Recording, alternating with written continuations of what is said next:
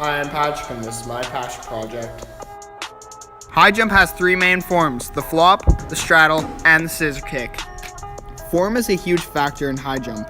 People used to use the straddle technique. The straddle jumper approaches from the opposite side, taking off with the inner foot so that they jump to the bar with their stomach facing down and making their center of mass above the bar.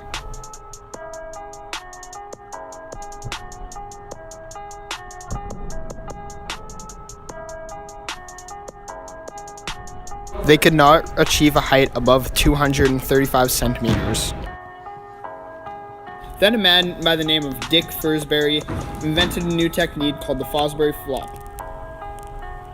This involved you taking off with your outer foot, putting your inner arm above the bar, tilting backwards, holding your form until your butt passes the bar, and then tucking inwards to get your feet over. The reason this was so revolutionary is when you jump the bar, your center of mass is under the bar while you are over it. Another technique is called the scissor kick. It is used by jumpers today, but only because it's easier and takes less effort on lower heights. It involves you approaching, taking off with your outer foot, jumping, kicking your legs like a scissor, and then landing on one of your feet. It takes less effort to jump and less energy.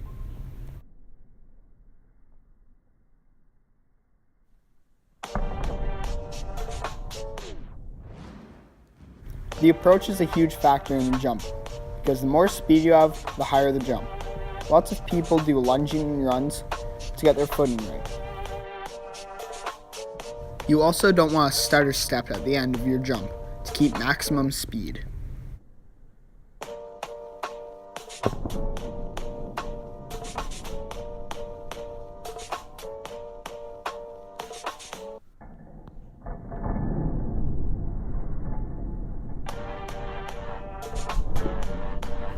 The best technique to keep your footing right and maximum speed is called the 4-3-5. 4 being you gaining speed, 3 being you maintaining the speed using large stride-like steps, and 5 being the approach itself.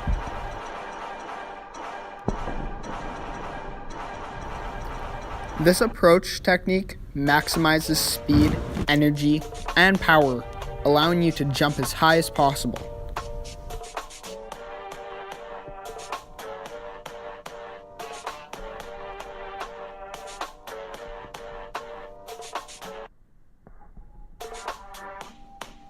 Stutter stepping causes you to fail and not jump as high. As you can see in this video, I take very short steps, hit the bar, and it hurt. The landing is not a factor in the jump itself, but there is a huge possibility that you can get hurt easily if not executed properly. The part of your back you are aiming to land on is between your shoulder blades. Landing on your buttocks is nearly impossible to do if you are using the recommended form. Landing on your side can cause injuries, landing in the middle of your back can be very harmful to your spinal cord, and landing on your head can, in rare cases, result in a broken neck.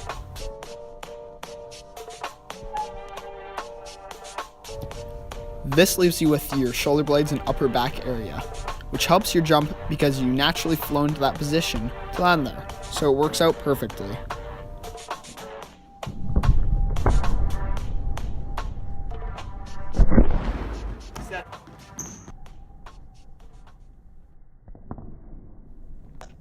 In this video, I am representing what good form looks like.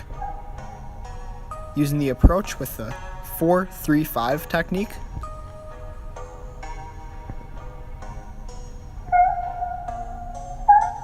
no stutter stepping, jumping using the Fosbury flop, and landing on my shoulder blades like recommended, causing no injury.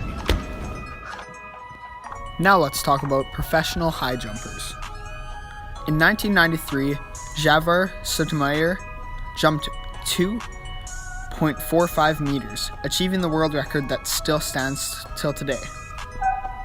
The last 3 years have been very exciting for the high jump community because 2 men by the name of Matuz Essa Barshim and Badam Bordonko both jumped the height of 2.44 meters.